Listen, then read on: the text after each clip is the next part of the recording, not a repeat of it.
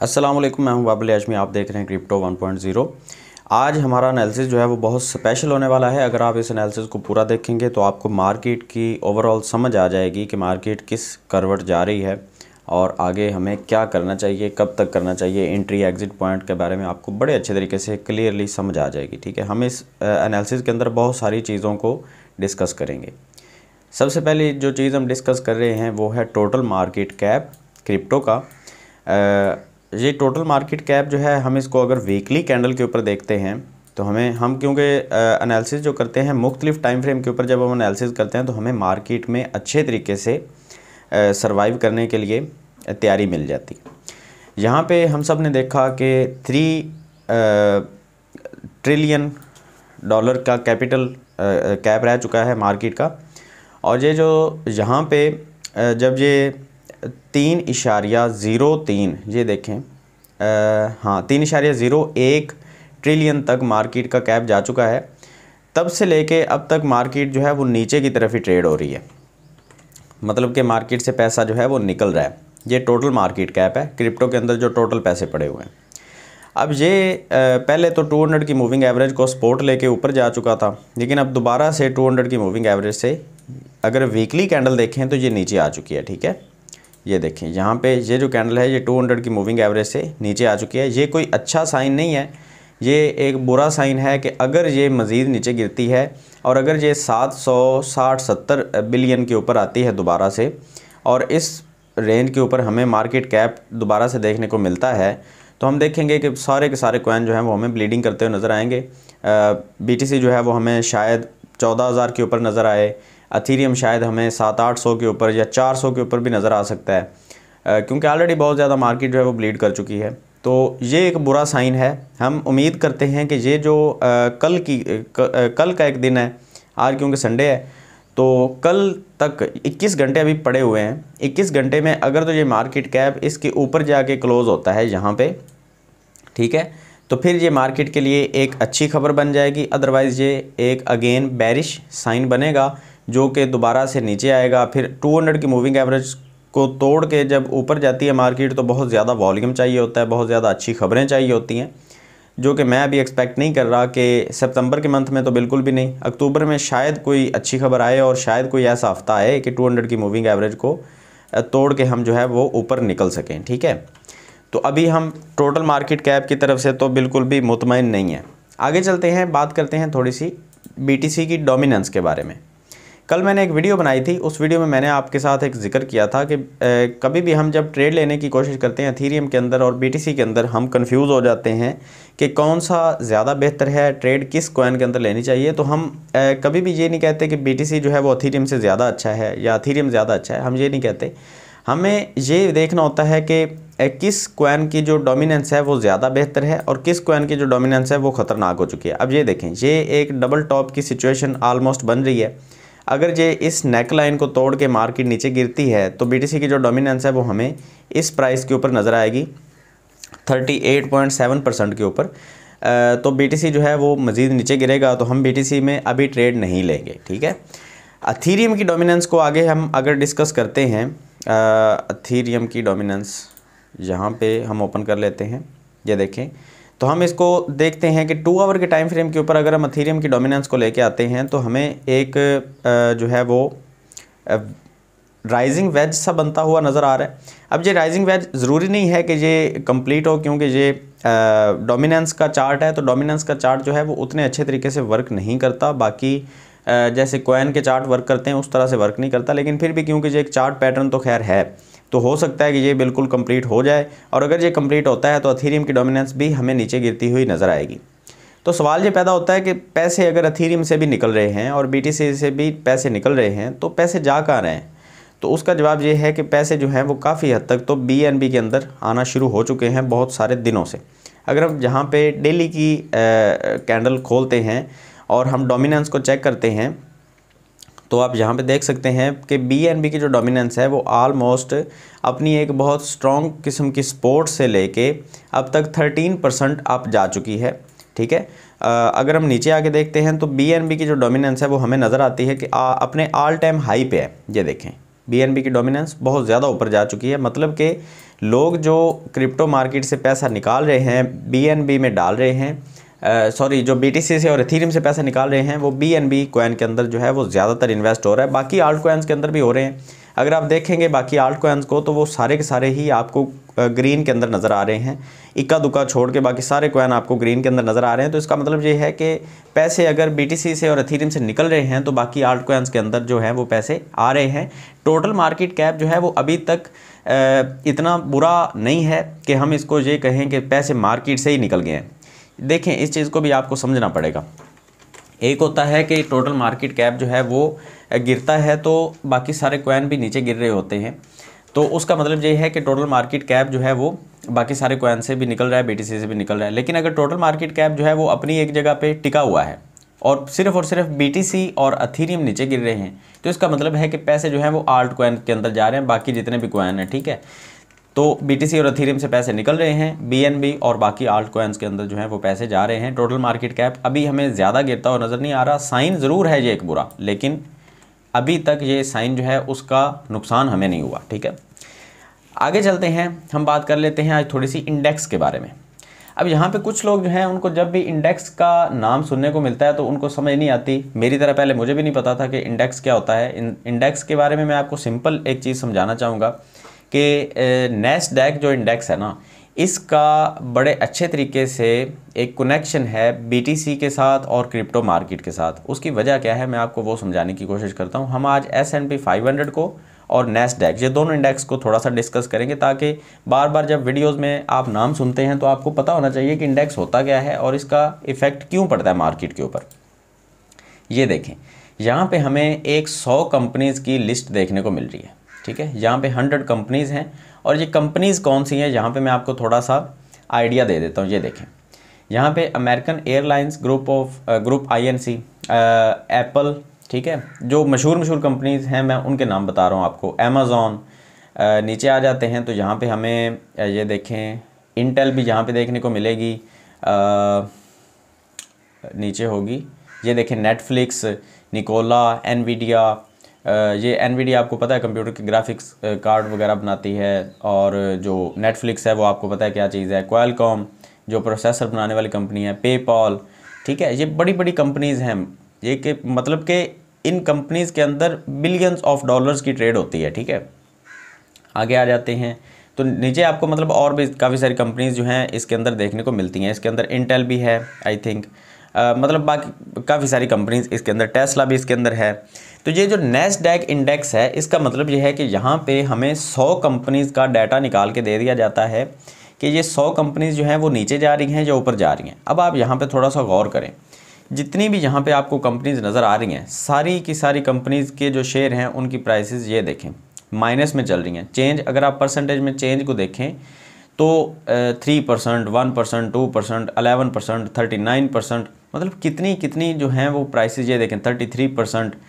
तो इतनी जो हैं वो डाउन जा चुकी हैं काफ़ी सारी कंपनीज़। कोई इक्का दुक्का छोड़ के कुछ कंपनीज़ हैं जो बस 2%, 3% अप हैं, बाकी सारी की सारी कंपनी जो हैं वो डाउन है। बस ये एक कंपनी है जो 44% अप भी है और ये एक है 37% अप है। वैसे कुछ हैं बीच बीच में, लेकिन ज़्यादातर जो आप देख रहे हैं रेड एरो आपको नज़र आ रहा है, तो इसका मतलब है कि 100 में से कुछ 5-10 कंपनियां जो हैं वो अप हैं, बाकी सारी की सारी कंपनीज़ जो हैं वो उनके शेयर्स की वैल्यू गिर रही है। मतलब कि लोग इनके शेयर जो हैं वो सेल कर रहे हैं, होल्ड नहीं कर रहे या ख़रीद नहीं रहे, ठीक है।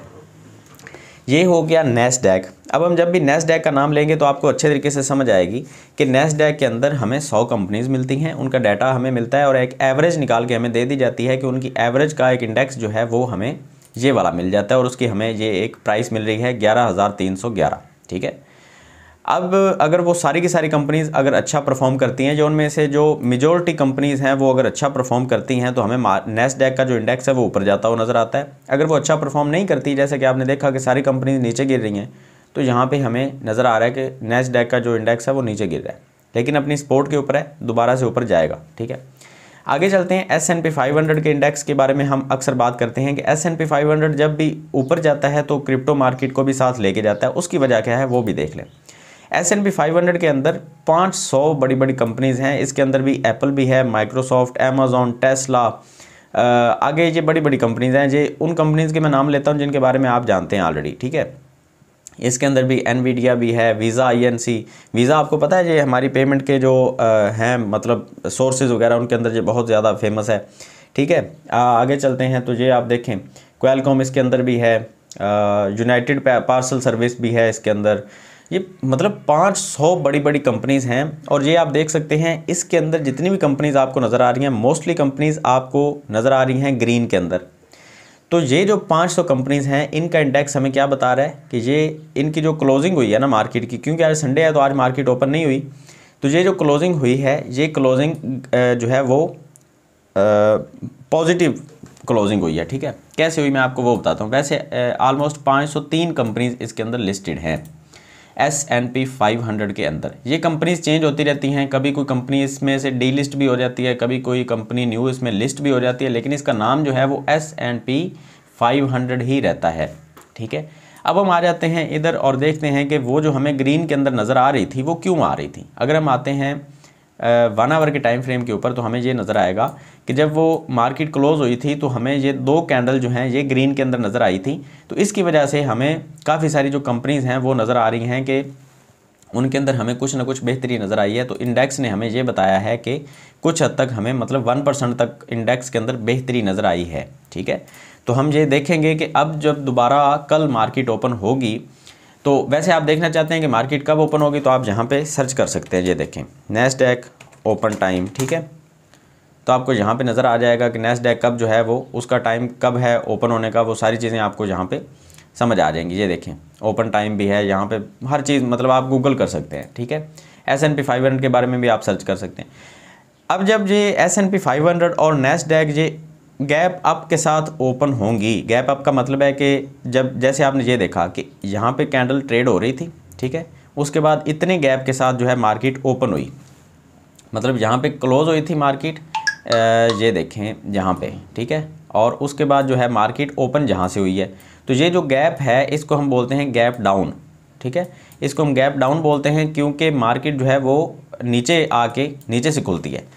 अब अगर हम देखें मार्केट में काफ़ी दफ़ा मार्केट जो है वो गैप अप भी ओपन होती है, जैसे कि आप ये देखें। अगर हम डेली की कैंडल के ऊपर आते हैं तो आपको ज़्यादा अच्छे से समझ आएगी। ये देखें यहाँ पे ये जो कैंडल है आपको दिखा रही है, ये कैंडल देखें यहाँ पे ये क्लोज हुई और यहाँ से जाके ओपन हुई, तो इसका मतलब क्या है कि मार्केट में एक अच्छा पंप हमें देखने को मिला। और ये जो पंप आया था इसकी वजह से क्रिप्टो मार्केट के अंदर भी पंप आते हैं। तो S&P 500 और नैस्डैक के अंदर क्योंकि ये दोनों ही अपनी एक्सपोर्ट को पहले जब इन्होंने टच किया था तो अच्छा पंप आया था, अब दोबारा से उस सपोर्ट को टच किया है तो अच्छा पंप आने के चांसेस हैं। तो और गैप अप के साथ मार्केट ओपन होने के चांसेस हैं। तो हम ये देखेंगे कि जब कल ये मार्केट ओपन होगी, अगर ये दुआ करेंगे ये मार्केट जहाँ से ओपन होती है गैप अप के साथ या ग्रीन कैंडल ही ओपन हो जाती है, तो हमें क्रिप्टो मार्केट के अंदर एक अच्छा पंप देखने को मिलेगा। इस तरह से हम करते हैं फैसला कि क्रिप्टो मार्केट के अंदर हमने एंट्री कब लेनी है और एग्जिट कब करना है। मैंने आपको वीडियो के शुरू में कहा था कि आप आज की वीडियो देखने के बाद आपको काफ़ी सारी चीज़ें जो हैं वो अच्छे तरीके से समझ आ जाएंगी।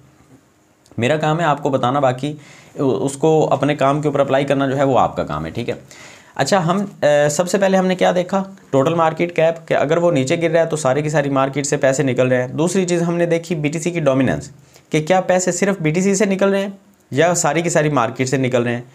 तीसरी चीज़ हमने ये देखी कि अगर BTC से पैसे निकल रहे हैं तो अगर वो सारी मार्केट से नहीं निकल रहे, टोटल मार्केट कैप से पैसे नहीं निकल रहे, सिर्फ और सिर्फ BTC की डोमिनेंस गिर रही है, तो इसका मतलब है वो पैसे आल्ट कॉइन्स के अंदर जाएंगे। और कहाँ जाएंगे, ठीक है। तो हम कहाँ पे इन्वेस्ट करेंगे, BNB के अंदर, अथीरियम के अंदर। और फिर हम अथीरियम की डोमिनेंस को भी देखेंगे कि अगर अथीरियम की डोमिनेंस भी नीचे गिर रही है, ये देखें, अगर अथीरियम की डोमिनेंस भी नीचे गिर रही हो और BNB और BTC ये 3 कॉइन बड़े हैं, इन सब की डोमिनेंस नीचे गिर रही हो, तो इसका मतलब क्या है, इसका मतलब है कि मार्केट से पैसे जो हैं वो निकल के इन 3 कॉइन से निकल रहे हैं। और अगर टोटल मार्केट कैप नीचे नहीं गिर रहा तो वो पैसे बाकी कॉइन्स के अंदर जो हैं वो जा रहे हैं। अब यहाँ पे एक चीज़ और भी आती है, वो मैं आपके साथ शेयर करना चाहूँगा, वो आती है USDT। USDT की जो डोमिनेंस है इसको देखना भी बहुत ज़रूरी होता है।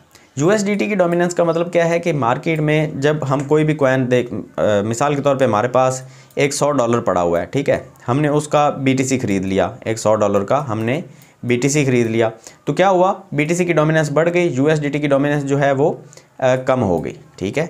तो हमने क्या देखा कि USDT हमारे पास 100 पड़े हुए थे, हमने उसका बिटकॉइन ख़रीदा तो बिटकॉइन की डोमिनेंस बढ़ी और USDT की जो डोमिनेंस है वो कम हो गई, क्योंकि पैसे USDT से निकले और BTC के अंदर चले गए। लेकिन अगर हमने ये देखा कि USDT की डोमिनेंस तो गिर गई लेकिन BTC की डोमिनेंस भी गिर रही है और टोटल मार्केट भी गिर रही है, तो उसका मतलब क्या है कि लोग क्रिप्टो मार्केट से ही पैसे निकाल रहे हैं। अब जैसे कि आपने यहाँ पे देखा ना कि टोटल मार्केट जो कैप है, अगर हम उसका जायज़ा लें तो आपको पता चलेगा जब मार्केट 3 ट्रिलियन के ऊपर थी, मतलब 3000 बिलियन के ऊपर ट्रेड हो रही थी, इसके अंदर टोटल 3000 बिलियन थे, तो उस वक्त जो USDT पड़े हुए थे या BTC डोमिनेंस थी वो सारी चीज़ें हमें ऊपर नज़र आ रही थी। लेकिन जैसे जैसे पैसे निकलते गए तो सारी चीज़ों की डोमिनेंस जो है वो हमें कम होती हुई नज़र आई। ये कुछ ऐसी चीज़ें होती हैं जिनका ख्याल अगर आप रखते हैं तो ट्रेड में कभी भी आपको लॉस नहीं होगा, ठीक है। अगर आप ये सारी चीज़ें छोड़ देते हैं, आपको नहीं पता टोटल मार्केट कैप कहाँ पे है, आपको नहीं पता BTC की डोमिनेंस नीचे गिर रही है कि ऊपर जा रही है, आपको नहीं पता कि USDT जो है, आप ये देखें ना, अब USDT की डोमिनेंस जो है, आप इसके ऊपर थोड़ा सा हम जो है वो एनालिसिस कर लेते हैं, हमें अच्छे तरीके से मज़ीद समझ आ जाएगी। USDT की डोमिनेंस हमें ऊपर जाती हुई नज़र आ रही है। इसका मतलब क्या है कि लोग अपने पैसे जो हैं वो निकाल के क्रिप्टो से वो USDT के अंदर सेव करके रख रहे हैं एक टाइम के लिए कि हम यहाँ पे आके BTC को इस प्राइस रेंज में ख़रीदेंगे, एथेरियम को यहाँ पे ख़रीदेंगे। जैसे कि आपके पास भी USDT पड़े होंगे तो आप सोचें अगर वो USDT आप निकाल लें तो USDT की डोमिनेंस जो है वो नीचे गिर जाएगी। इसी तरह से है, जब USDT की डोमिनेंस ऊपर जाती है तो मतलब कि क्रिप्टो मार्केट में पैसे पड़े हुए हैं, लेकिन लोग जो हैं वो उसको इन्वेस्ट नहीं कर रहे इस डर से कि अभी मार्केट मज़ीद नीचे जा ले, उसके बाद हम ख़रीदेंगे।